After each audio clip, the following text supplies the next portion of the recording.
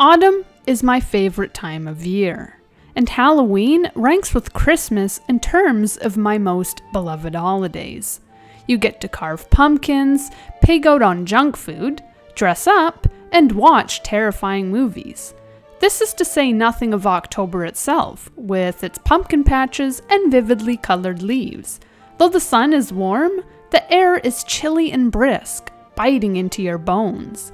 And there's no better way to warm up than with a hot chocolate and a good book. Of course, when it's spooky season, you can't read just any book. While you're trying to warm up, you'll want to give yourself serious chills too. As a fantasy fanatic, I appreciate October because it gives me an excuse to consume all things supernatural, albeit those with a scary bent.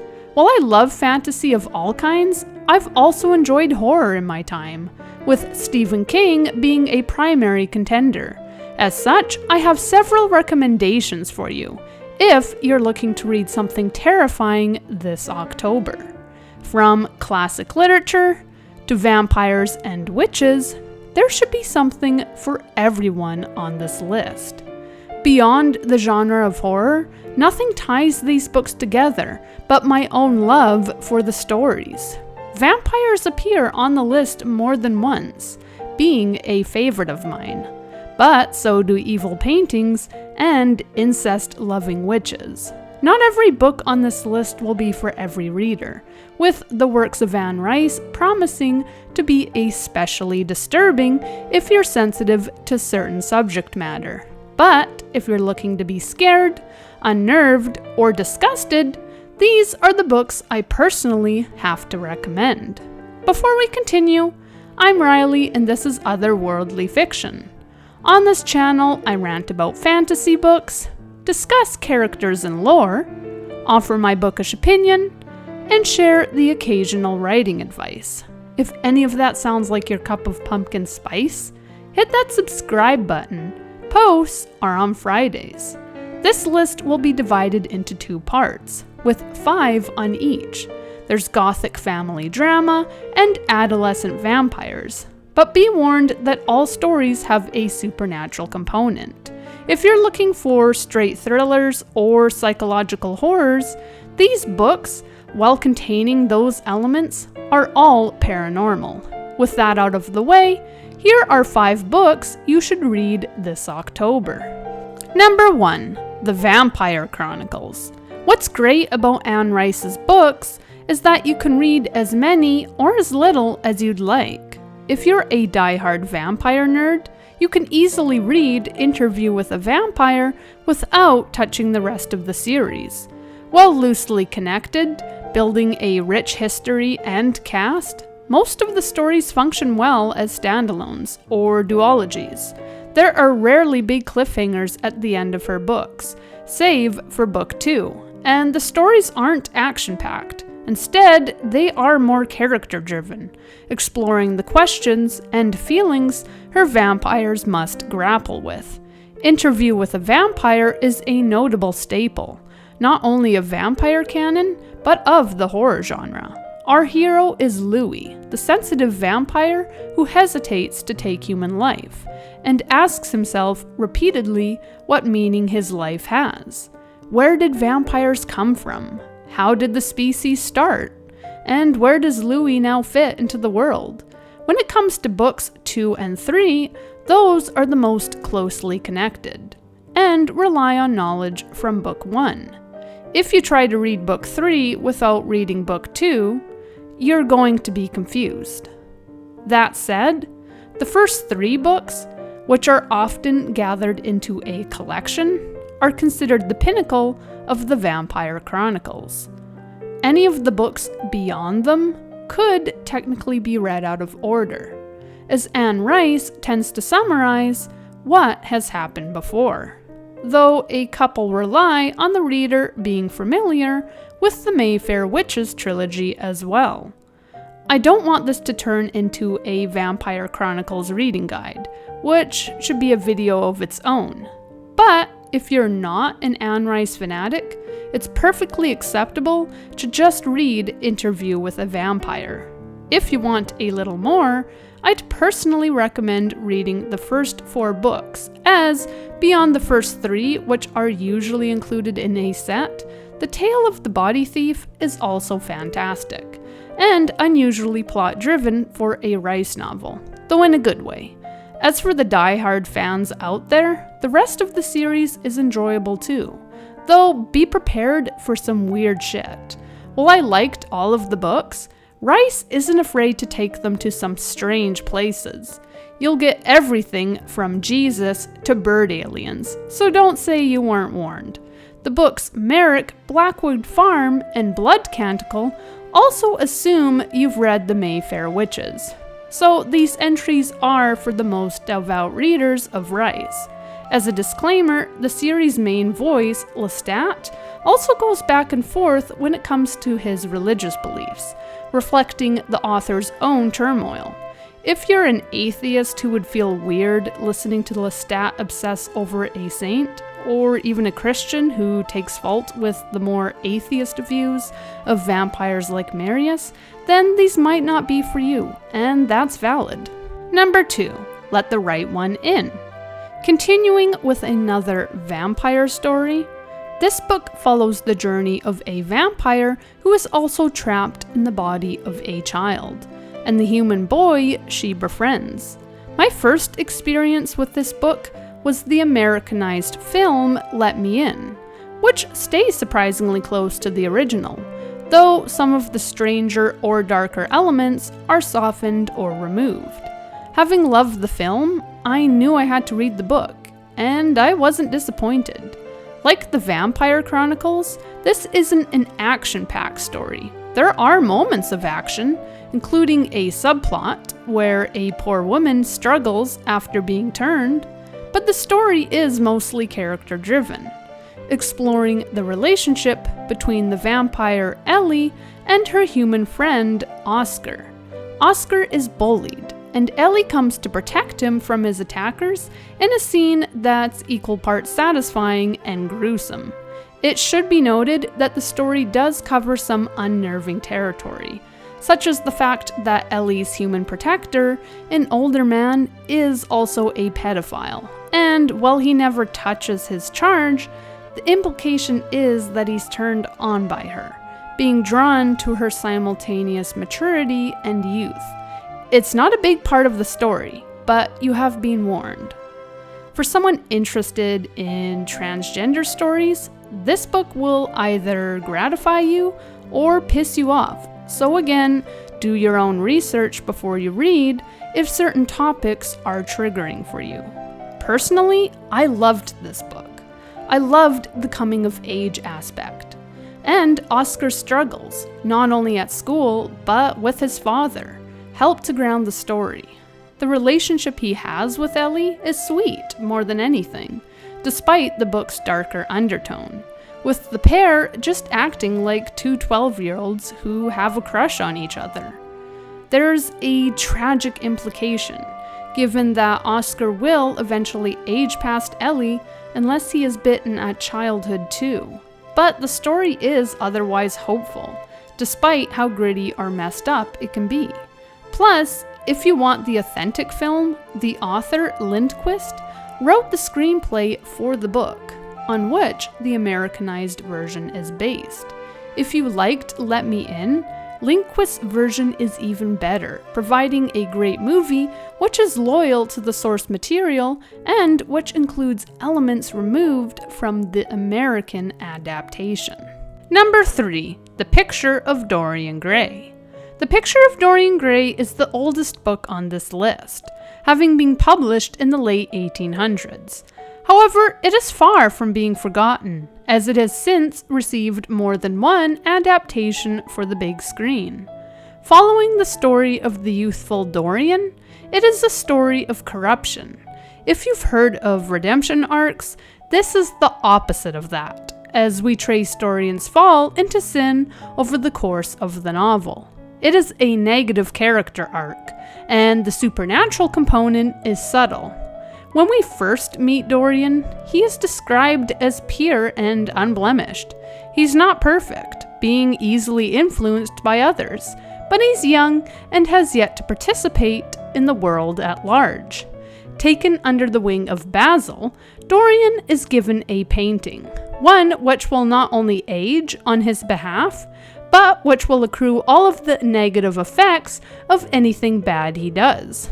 Unfortunately, the painting becomes an enabler of bad behavior, and guided by Basil, Dorian is pushed into greater and greater sins. At a certain point, he even makes Basil look comparatively well-behaved.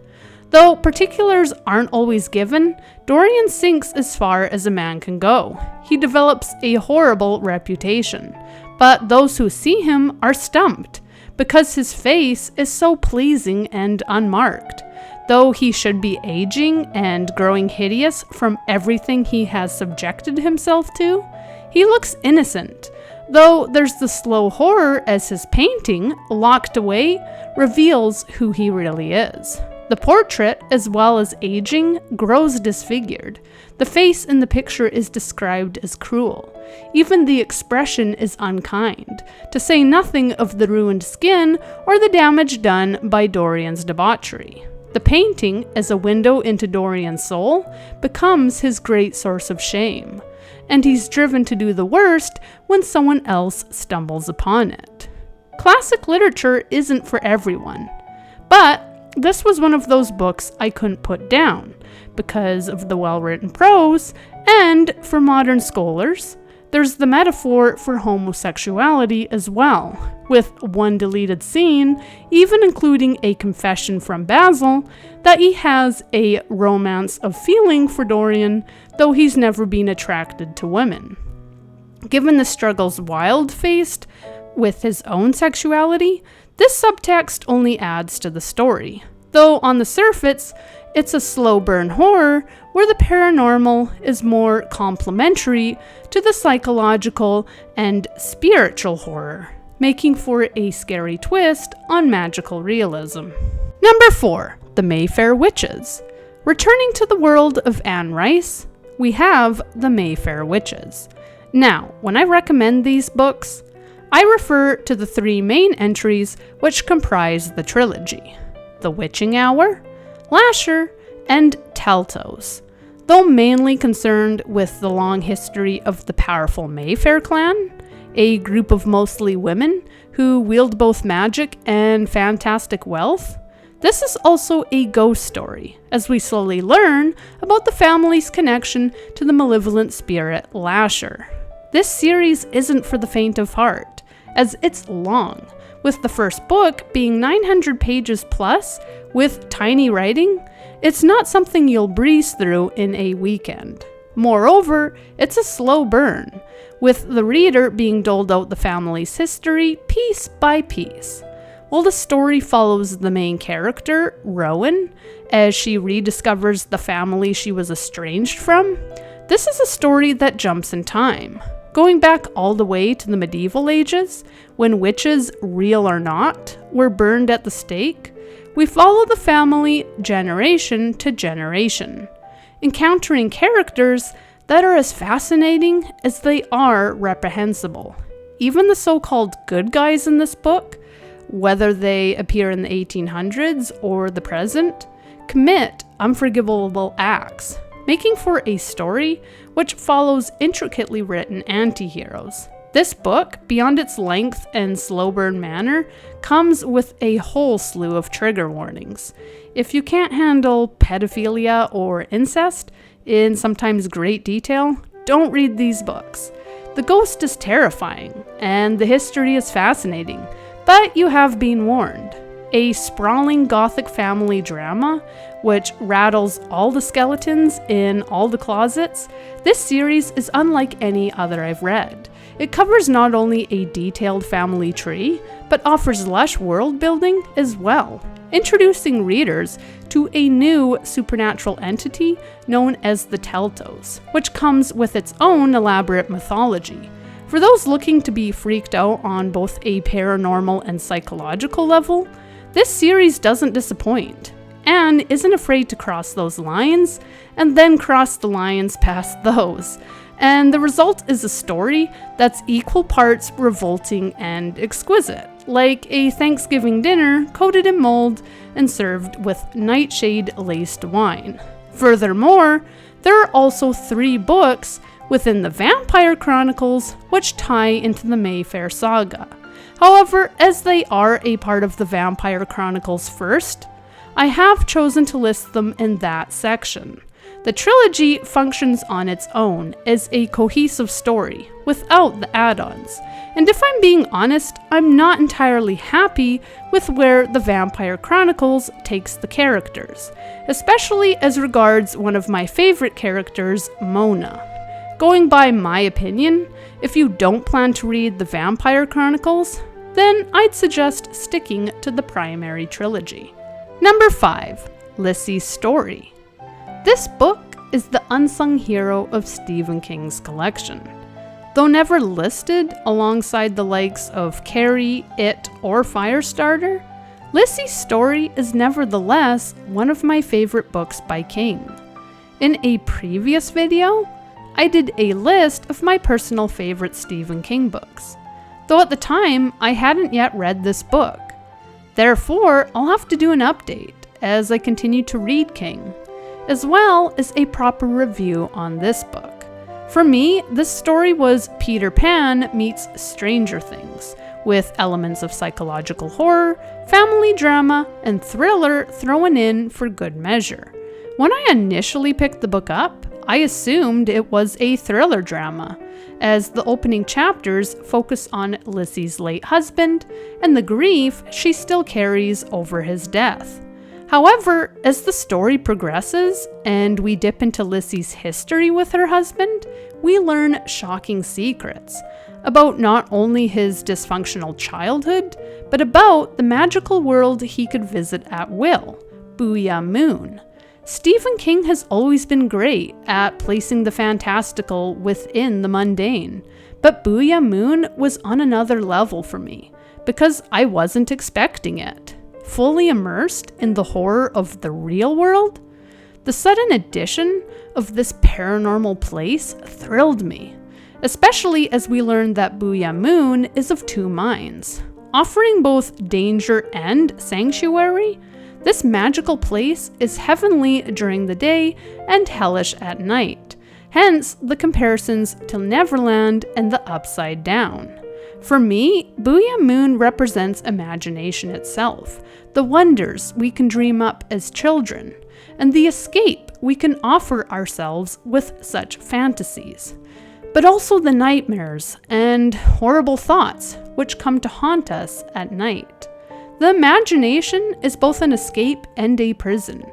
It's the place where you can imagine being the leader of your own pirate ship, but it's also the monster under the bed, and the creatures that lurk in the dark. This is to say nothing of Lizzie's journey, as she works through her grief and comes to terms with her husband's death. If all of that wasn't enough, there's a figure who means her harm, as well as a mentally ill sister who Lizzie has to guide from her own mind. This story was fantastic, but if you visit Booyah Moon, don't eat the fruit after night. Sweet things turn sour in this magical place, and Stephen King himself has said that Lizzys Story is one of his personal favorites. I'd say Mr. King has good taste, because it's one of my favorites too. And if you think you've read the best of King, consider opening Lizzys Story this October. In conclusion, reading books is always fun, but there's something special about the books we read during spooky season. Halloween, with its tricks and its treats, is already a good time, but when you throw a scary book or two into the mix, it's that much better. From vampire children to witches with family secrets, ghosts to enchanted realms turn dark, there's something on this list for everyone. Whether you want to read a slow burn magical realism horror or a coming of age with some murder thrown in, these books have it all. Though all are supernatural, each also captures the psychology of their characters. There are thrills and secrets, histories revealed and sins committed, and even without the paranormal aspects, all of these stories would shine in all their revolting glory. Reading is always special, but those books we read at Halloween are the ones that will stay with us, even when we try to close our eyes. And these 5 are ones I can't recommend enough, though this is only the first part of a 2-part series. What are your favorite paranormal horror books? Have you read any of the books on this list? Sound off in the comments. And if you enjoyed this video, like and subscribe. Thank you for watching, and happy reading!